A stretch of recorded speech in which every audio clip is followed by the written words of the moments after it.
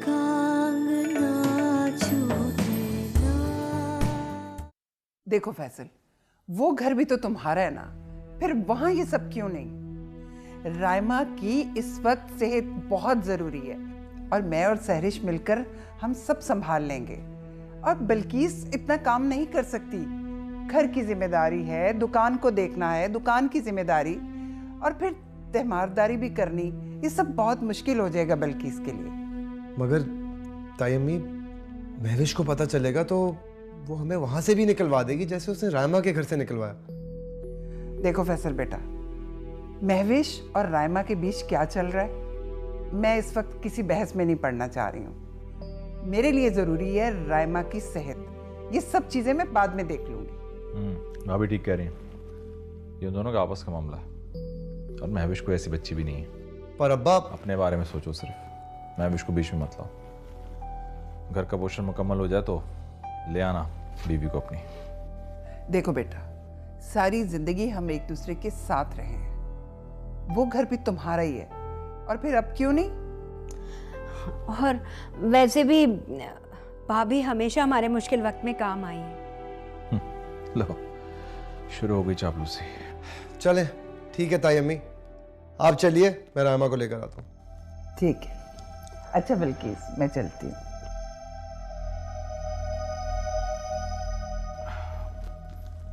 सुनो इकबाल मर्चेंट, वो जो नर्स आई है ना, उसको भी साथ में ही भेज देना।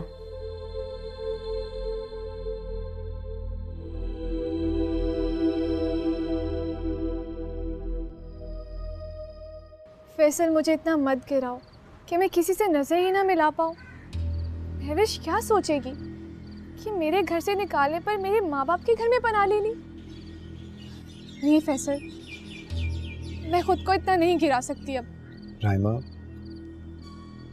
उस घर में जाना खुद को गिराना नहीं है। मैं कब तक एक दरवाजे से दूसरे दरवाजे पे पनाह लेती रहूंगी? मैं नहीं जाऊंगी फैसल। प्लीज रायमा, अब तक सब मुझे बेवकूफ़ बनाते हैं, अब मैं इन सबको बेवकूफ़ बनाऊंगा। मुझे तुम्हारा साथ चाहिए। फैसल प्लीज़ रायमा, मेरा वादा है तुमसे कि इसके बाद हम तुम्हारे पापा के घर ही जाएंगे। ठीक है, तुम जैसा कहोगे मैं वैसा ही करूंगी। अच्छा तुम नजमा को तो भेज दो, मैं अपना कुछ सामान पैक करवा लूँ। ठीक है, मैं भेजता हूँ।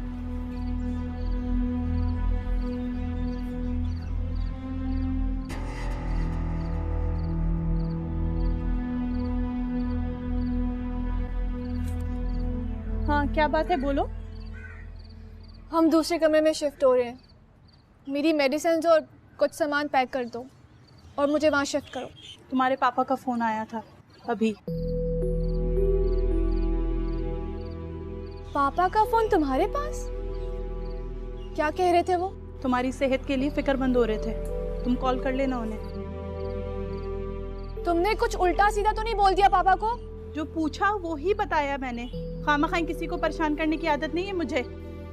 अच्छा जाओ, जाके मेरा सामान पैक करो, जाओ।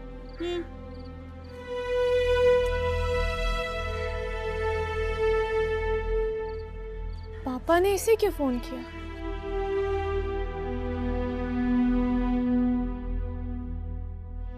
अजीम साहब, रायमा बिल्कुल ठीक है, इतनी फिक्र ना किया करें आप रायमा की।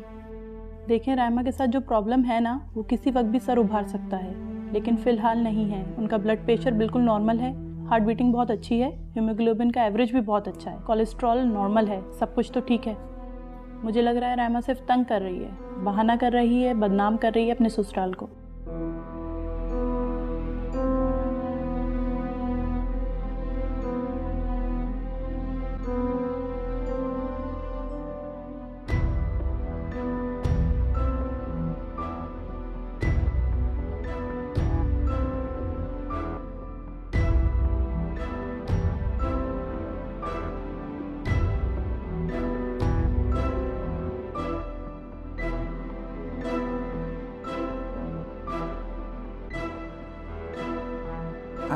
आज शाबाश, आराम से, आराम से, आराम से बेटा, आराम से। शाबाश, बहुत बहादुर है। चलो आगे आगे आगे आगे आगे आगे यहाँ, शाबाश। आंटी आप मुझे यहाँ क्यों लाई हैं? मैं तो सबके लिए बोझ बन गई हूँ ना। अरे बेटा ऐसे नहीं कहते, तुम मेरी बहू भी हो, नवासी भी हो, और सबसे बढ़कर मेरी बेटी भी हो तुम। और बेटियां माँ बाप पे बोझ तो नहीं होती। लेकिन मेरी तबीयत ऐसी, आप हैंडल नहीं कर पाएंगी मुझे। अरे नहीं रायमा, बेटा तुम तो रहमत बनकर मेरे आंगन में उतरी हो। ताई अम्मी, जब सबने ठुकरा दिया तो आपने हमें सीने से लगाया। आपके बहुत एहसान है हम पर। तो मैं एक लगा दूं। जब तुम इतने से थे ना, छोटे से, 24 घंटे हमारे घर रहते थे और मेरे साथ रहते थे, मेरी गोद में बैठे रहते थे। और जब बिल्किस और इकबाल तुम्हें लेने आते थे तो तुम फौरन मेरे साथ चिमट जाते थे। याद है ना तुम्हें? जी, और ये भी याद है कि अम्मा ताने दिया करती थी कि अरे जीनत भाभी का बेटा नहीं है, इसलिए मेरे बेटे पे कब्जा जमाए बैठी है। बुरी बात, माँ की नकलें नहीं उतारते। ताई अम्मी, आपने और महविश ने बहुत प्यार दिया है मुझे। हाँ, महविश तुमसे 6 महीने बड़ी थी और तुम्हें गोद में उठाने के चक्कर में खुद ही गिर जाया करती थी। रायमा बेटा, मैं तुम दोनों के लिए कुछ खाने को लेकर आती हूँ। और देखो बेटा, तुमने हर 1 घंटे के बाद कुछ ना कुछ खाना है। दूध, दही, फ्रूट, सब्जियां और कच्ची सब्जियां खाने की कोशिश करना, ठीक है बेटा? मैं कुछ लेकर आती हूँ।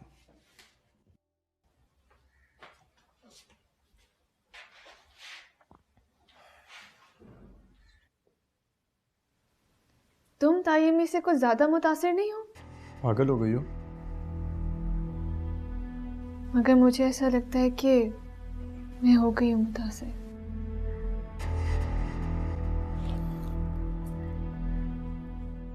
हो गया बस।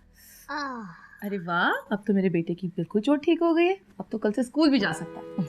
जी मम्मा, और प्लेग्राउंड खेलने के लिए भी जाऊंगा। हाँ जरूर जाना, पर उससे पहले दादो को और पापा को सलाम करके आओ। कब से पूछ रहे हैं आपका? ठीक है, जाओ शाबाश। मैं आपके कपड़े निकालती हूँ। ओके।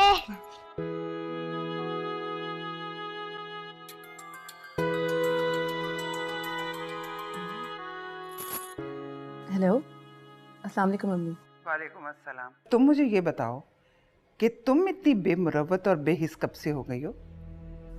अम्मी, रायमा भी तुम्हारी औलाद है, मगर तुमने उसको लावारसों की तरह क्यों छोड़ रखा है? अपनी चची को तो तुम जानती हो, वो तो आज तक किसी के काम ना आई। मैं रायमा को अपने घर ले आई हूँ। क्या आप रायमा को अपने पास ले आई हैं अपने घर पे? तो और क्या मैं तुम्हें तफसील बताऊं? ऐसे मौकों पर जब ससुराल वाले साथ छोड़ देते हैं ना, तो मैके वाले काम आते हैं, और खास तौर पर अपनी माँ जो अपनी औलाद की देखभाल करती है। अम्मी, मैं अब आपको क्या बताऊं? मेरा तो बहुत दिल था कि रायमा जब तक ठीक नहीं हो जाती वो मेरे पास ही रहे, मैं उसकी देखभाल कर सकूं, पर मैं कुछ कर नहीं सकती। क्यों कुछ नहीं कर सकती तुम? अम्मी बस छोड़ दें इस बहस को। मैं आऊंगी अम्मी के साथ उसको देखने के लिए। आप प्लीज उसका बहुत ध्यान रखिएगा। मैं ड्राइवर से कह के कुछ फ्रूट्स भी भिजवा दूंगी ताकि उसे आप दे सकें। नहीं, कोई जरूरत नहीं है तुम्हें फ्रूट भिजवाने की। हम लोग इतने गए गुजरे नहीं हैं कि एक मेहमान भी अफोर्ड न कर सके। रहने दो तुम।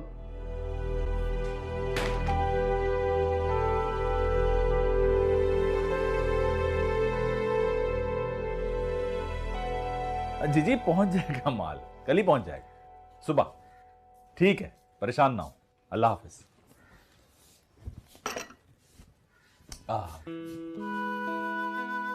छोड़े मेरा हाथ, क्या है? अरे बैठो।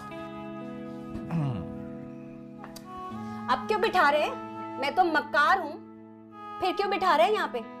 वैसे बिल्किस बेगम, जितनी भी खूबियां आपकी जात का हिस्सा है ना, उन समेत मुझे तुमसे मोहब्बत है। बहुत चालाक हो तुम। चालाक इंसान, सब बातें तुम पे खत्म हो गई। वैसे कितने शर्म की बात है ना कि हम दोनों के होते हुए हमारी बहू का ख्याल हमारी भाभी जान रखें। ये तो तुम सारी जिंदगी नहीं समझोगे, वो मैं ही समझाऊंगी। अरे भाई ड्रामे कर रही है, ड्रामे। अपने दामाद को दिखाना चाह रही है कि मैं कितनी अच्छी हूँ। तुम्हारी बेटी की मैं खिदमत कर रही हूँ, तुम्हारी सास नहीं। सब जानती हूँ मैं। और ये जो रायमा है ना, अल्लाह माफी, अल्लाह तौबा, ऐसी तेज तरार और चालाक लोमड़ी मैंने जिंदगी में नहीं देखी। अरे इकबाल मर्चेंट, मैं तो कहती हूँ बेटे को ना खुशी खुशी यहाँ से भेज दो उसके ससुराल। मैं अपनी ममता को सहला लूंगी। चलो छोड़ो इन सब बातों को। भाई बच्चे जहाँ भी खुश हैं ना, अच्छी बात है। हम लोग कौन होते हैं उनकी खुशियों को खराब करने वाले। लेकिन एक बात है, जिस तरह से जुलेखा ने रायमा को रुखसत किया, उसकी छोड़ो, वो सब मैं कर लूंगी। मैं अच्छी तरह से जानती हूँ कि मैंने करना क्या है। इस चालाक लोमड़ी से तो जान छूटेगी मेरी। वैसे बिल्किस बेगम, आप भी किसी से कम नहीं हैं। देखा देखा, कोई मौका हाथ से जाने नहीं देता ये शख्स। बिठा के, आराम से बिठा के तौहीन किए जा रहा है मेरी। तौबा, मैं जा रही किचन में। अच्छा चलो छोड़ो, मान जाओ प्लीज।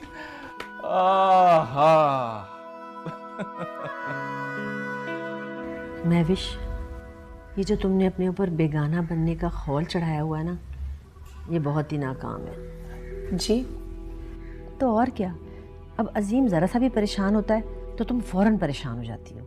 अम्मी, अजीम की तरफ से सच में मेरा दिल टूटता चला जा रहा है।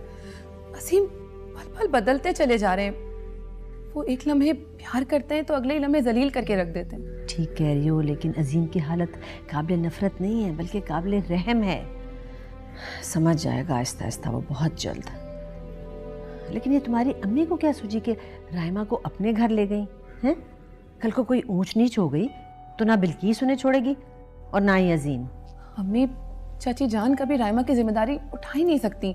वो आपको उसे वहाँ भेजना ही नहीं चाहिए था।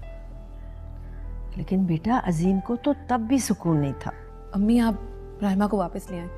आप मेरी फिक्र मत करें। मेरे घर से ज्यादा रायमा की सेहत जरूरी है। और कब तक भटकती रहेगी वो यहाँ वहाँ। चलो बेटा ठीक है, जैसा चल रहा है वैसे तुम चलने दो फिलहाल, और बाद में देखी जाएगी, जो अल्लाह की मर्जी होगी।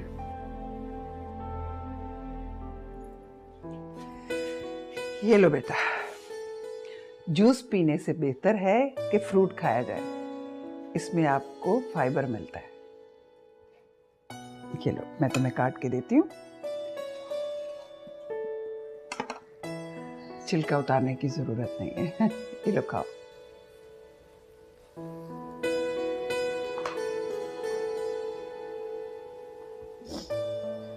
अगर मेरी माँ जिंदा होती तो बिल्कुल आप जैसी होती। क्या हुआ बेटा? तुम रो क्यों रही हो? मैं भी तो तुम्हारी माँ हूँ। और महविश, अपनी माँ तो अपनी होती है आंटी। अपनी जान निकाल कर बेटी पे कुर्बान करते। कोई तो एक दिन भी बर्दाश्त नहीं करता घर में। महविश इसलिए नहीं आती कि अजान ने स्कूल जाना होता है, फिर पढ़ाई का हर्ज होता है बेटा। मैं भी शायद बेटा होती तो। जाने दे आंटी, मैं आपको अपना दुख बता के दुखी नहीं करना चाहती हूँ, लेकिन आंटी आप। बेटा, मैं तो तुमसे पहले ही शर्मिंदा हूँ, मुझे और शर्मिंदा मत करो। लेकिन आंटी। हाँ बेटा, मैं सोचती थी कि महविश आजान को और तुम्हें माँ का प्यार देकर दुनिया और आखिरत में सुरखरू हो जाएगी, लेकिन ये नहीं जानती थी कि महविश ने दुनिया और आखिरत के लिए घाटे का सौदा किया। मगर आंटी, मैंने तो आपसे मामा के बारे में कुछ भी नहीं कहा। बेटा, तुम बहुत अच्छी बेटी साबित हुई हो, और माओ की तरह मैंने भी तुम्हारी आंखों में दुख पढ़ लिए बेटा। खाओ खाओ, शाबाश, ये लो खाओ।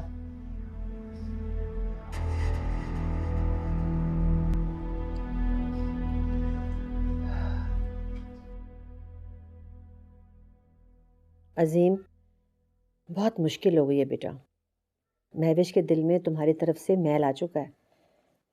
तंग आ गई वो तुम्हारे इल्जामात सुन सुनकर। अम्मी आप महविश को समझाएं कि मुझे समझने की कोशिश करें। रायमा की वजह से। क्या रायमा रायमा करते रहते हो हर वक्त? तुम्हारी कोई अपनी जिंदगी भी है कि नहीं? अरे तुमने अपने घर को नहीं देखना? आप महविश से कहते हैं कि मेरे और रायमा के मामले में इन्वॉल्व ना हो तो अच्छा है। तुम इन्वॉल्व करते हो महविश को, वो नहीं। एक और बात भी करनी है मैंने। रायमा तुम्हारे ससुराल में रह रही है। क्या?